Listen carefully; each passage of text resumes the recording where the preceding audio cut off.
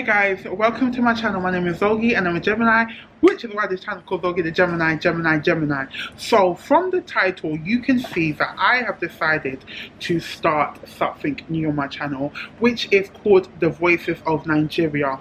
So in this segment I am going to be introducing and interviewing a number of people who have come to Nigeria from the diaspora and have made a life and a name for themselves here, and basically asking them why they decided to move, how they are finding it, and if they have any advice to people who have decided or are thinking of moving back to Nigeria or Africa in general. So if you're interested to see the videos that will be included in this segment on my channel, make sure you stay tuned, and whilst you're there, make sure you like, comment and subscribe, and I'll see you in a bit.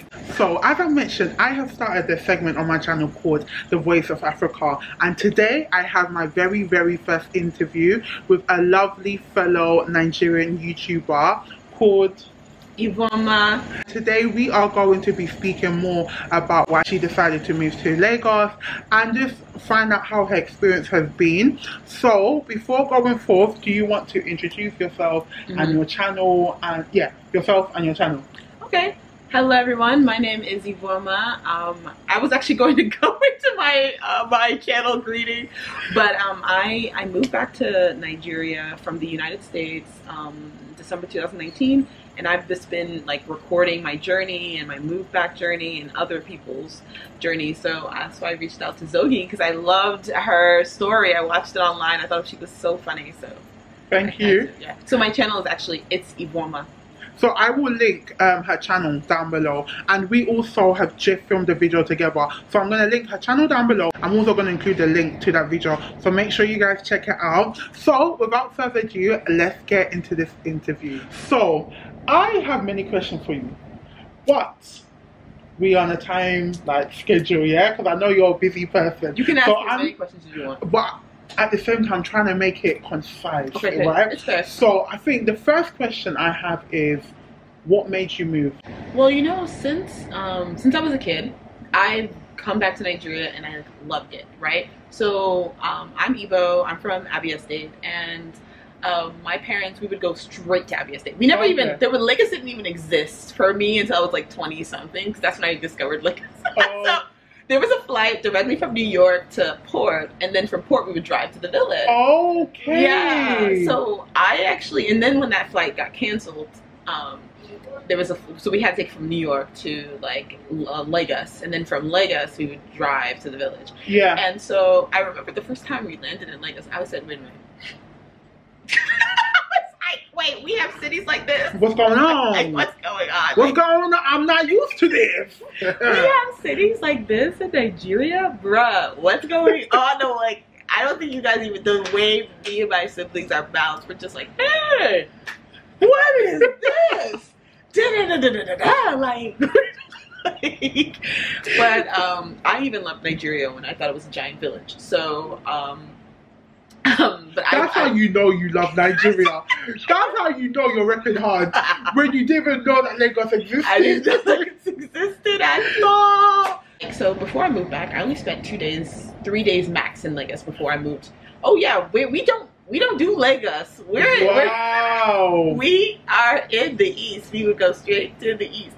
So I mean, I love Nigeria, even, you know, just the east and the states, and driving to, I actually always loved it. So, yeah. And then I just felt like there was a calling. I felt there was a push. I felt like I needed to come to Nigeria, and this is the time, right? Because I'm not married, I have no kids. Oh, that sounds. But I wasn't married, I have no kids, and I felt like it was like the best time to go before, you know, I get married and start having children, and then you have to consider them, right? So I just felt like this insane push, I'm telling you guys, like from God, genuine, from God, and I just felt like I needed to go to Nigeria, like now, like in my head it was like now. So I bought a plane ticket on October 1st for December 9th, December 10th. Wow, so a month and a bit. Yeah, it was like 2 months. Like, yeah, that's it. It was time to go. What I tell you? Bye-bye. Yes. And I didn't even have that much money saved because I was supposed to save, and then student loans increased, all these random expenses. So I moved back to Nigeria for like $2,800. Yeah. Yeah. I was an absolute here over a year later. No, but I want to visit Nigeria with.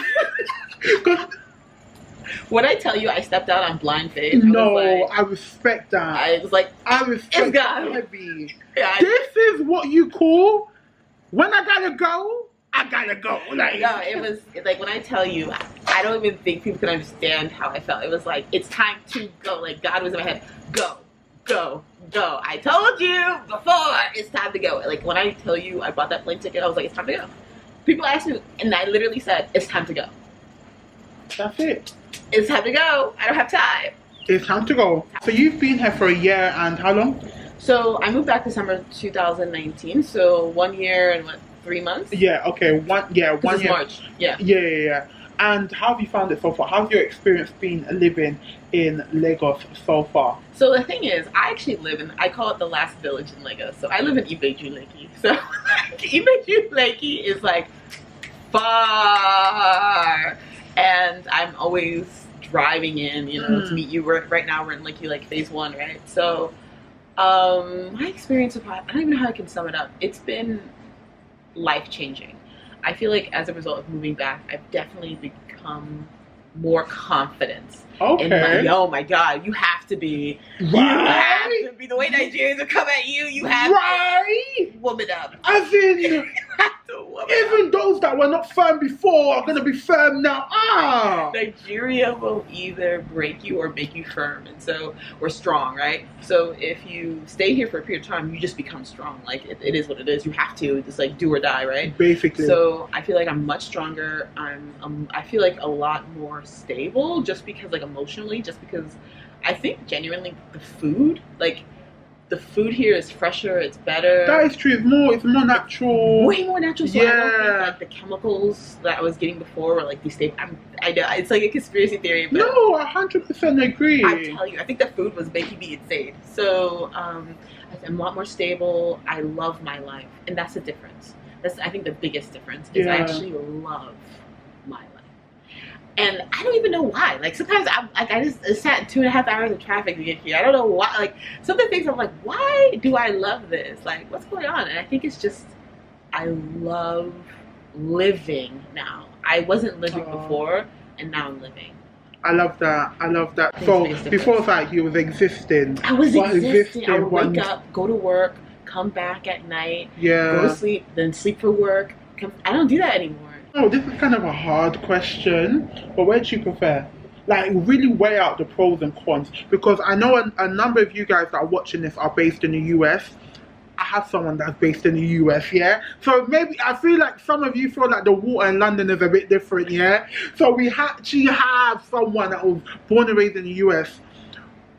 In terms of the comparisons and difference, how have you found it? Like, similarities, the major differences between living in the US and living in Lagos or Nigeria? So I don't think there are any similarities. We're on the same planet. They're living. They're living. Oxygen. Yeah, we're sucking oxygen. So like the outside of those basic principles, here's the thing.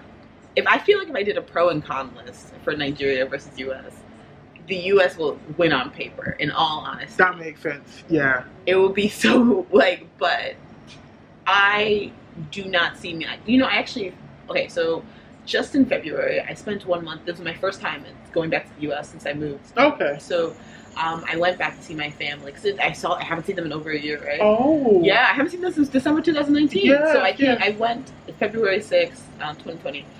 And I went for a month. I just came back like March 6th, right? So I wanted, everybody in my life just assumed I'd be those people who like, oh, I'm going for a visit and just never come back, right? But when I went to the US, I felt like it was exactly what I knew, right? Because I spent 30 years of my life in the US, right? I already know everything. I already know the life. It's very easy. It's smooth. It's like predictable. I already know that. I already know the lights are going to work. I know the electricity is going to work. I know if I pay for something, it will come and I will get it. And if I don't, I can return it. Monthly, right? You pay monthly for light. Exactly. That light is showing up. The light will always show up unless it's like some extreme storm. Yeah, like extreme weather. Yeah. And then you get like a written email, text message. Apologies. Nigeria's like, well, as long as you knew the light wasn't there, you knew it wasn't there. I think my emotional health is so much better here, and the quality of my life is better here. That is still worth at this time all of the stresses that I deal with, like the water, like you were talking about your water issue, but recently I've been noticing my water like is getting worse, right? I've been bathing in Dettol essentially. Like oh my God. My mom. You have to. That's the only reason my skin is nice. Girl, if I did not bathe in Dettol here, my skin would get so bad. Like, it would just turn brown, like orange. Yeah, the water would come. So water would just, you wake up one day, your water is orange. Standard, brown, right? Standard. Then the light just goes on and off whenever it wants to, even though you paid. Then data is so expensive, and so I have home Wi-Fi. Well, my home Wi-Fi, even though I pay monthly, goes down whenever it wants, whatever it wants to. You know what I'm saying? So like, the road that took me 2.5 hours to drive here because the road is bad. It's not even because of how many cars are on the road. The road is so bad because it's been doing the spurts of rain. Yeah. And my area is not paved. So like, yeah, girl, they just ignore that. They do they just ignore it, the area. So like now I'm waiting in line because the water is filled up the street, so we have to drive on the other side. Okay, you know what I'm saying? So it's like I have to do battle every day, like to drive out. And so everything I'm saying, like, does that sound like any problem? But it's the quality of my life. Like, and I also believe this. I believe that whatever I build in Nigeria, I will be more successful here than overseas. 100%. Like, I believe that what I'm doing right now, I'm sacrificing, right? Absolutely, I'm sacrificing. It is a sacrifice. Even though my emotional health is better and my quality of my life is better and I'm, more confident here. But I think that whatever I decide to build here in the next 10 years, we're going to start seeing the differences between people who stayed here and people who left. Yeah, it's true. Even though Nigeria right now is getting harder and it's contracting, but like if you stick, I feel like it's a gamble, but I think if I stick my ground and us who are moving back stick our ground and we really dig in deep and try to like not let the struggles of living here like get us down. Yeah. We are going to be so much more successful and influential, but then also our work is going to be more impactful. Definitely. We're going to be directly impacting lives because you know how it is here. Like if somebody who's successful, the people who are successful, they are the ones who support whole villages. They're the ones who support whole freaking towns. Yeah. Whole family lineages. That's why you see so many roads in Nigeria are named after people. Yeah. Literally. The people who you live there. Yeah. They live there and they've done a lot for the people in that community. Yeah. So I'm banking on that. In the next 5-6 years, I think my impact as a person is going to be so much stronger here. It's going to be better. It's going to be a clear difference between my friends and family overseas and what I've built here. Because I'm building stuff for my future family, right? Like for my kids to take over. It's different. It's true. If there's anyone watching this that's based in the US, and they've been wanting to, I wouldn't necessarily move to Africa because moving to Nigeria is a big step. You have to have some type of ties with Nigeria in order to move. But what would your advice on future returnees be in terms of preparation before they book that flight or they get on that flight? What would you say you need to know about Nigeria as someone that was born and raised in the US before you return back to this land? I think that's actually a great question. I think you need to know that if you run out of money here, it's not like running out of money overseas. So what I did, even though I only moved back with $2,800, actually no, I moved back with $2,400 because I actually spent $400 in the airport on luggage. So I moved back with $2,400. I actually built an online business before I left. So that was coming in like so. Okay. So I think I'm not playing these games with y'all. If you haven't built a business before, don't bank on the business that you're trying to build in Nigeria because you don't know what's awaiting for you for this, it's true. business. You don't know what you're gonna find when you get there. Exactly. So you don't know what you're gonna find. You don't know the problems. You don't know the struggles. You don't know nothing. So build a business where you know that has rules and regulations that are followed. So what's it? Build an online business. Do something. Sell something. There's a product. So my final question for you, and I feel like because you are a lovely content creator, it only makes sense for me to ask you this. How have you found content creation in Nigeria? First of all, people kind of look down on what you're doing. Yeah. They'll just say, even how they say YouTuber, it's not nice. Like, how they're like, oh, you do what? Video, you what? post video online. Okay. So people don't really respect what you do. And then it's hard because it's hard to find places to film. And then places that allow you to film without payment or harassment or anything. The one thing I do like about content creation in Nigeria is that the easy access to people. Oh my gosh, y'all.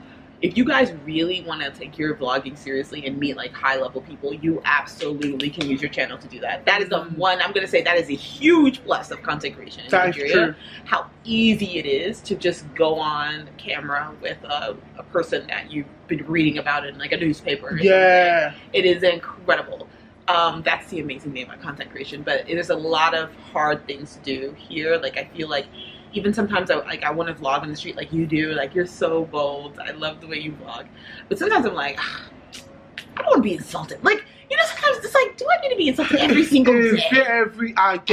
You're going to be stared at. People are going to be saying things to you. Even the staring is fine. It's just the things people are saying. I'm just happy I don't understand Yoruba.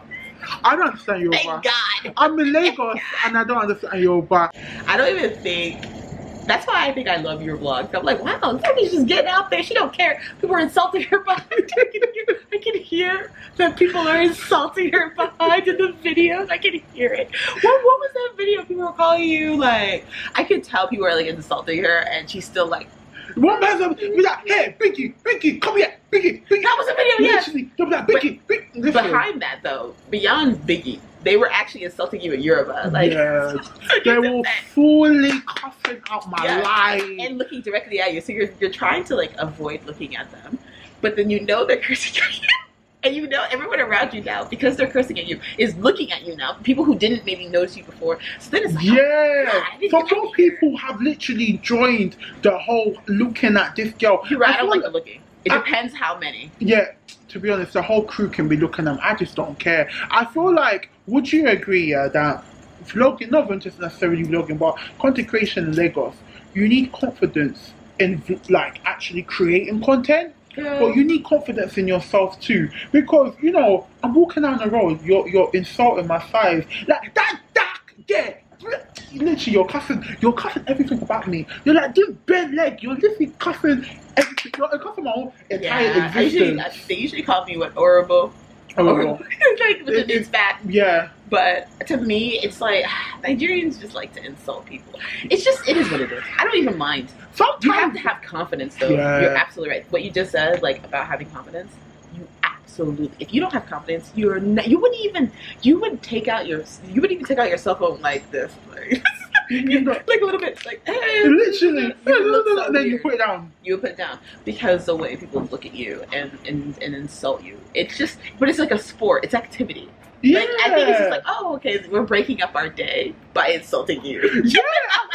Yeah, like something different. Like, okay, I'm tired of selling this soya. Let me insult this girl for like probably 5 minutes. You idiot! Like, literally, I'm just like, you just have to get used to it. So I feel like being called fat in the US, there's other things. It means you're lazy. It means you're stupid. But actually, that doesn't mean here. If people think you're lazy and stupid, they're gonna say you're lazy and stupid. Literally. And when they refer to you, so when they see that your size, they think of money, because they're like, exactly. You must have money to maintain that weight. Yeah?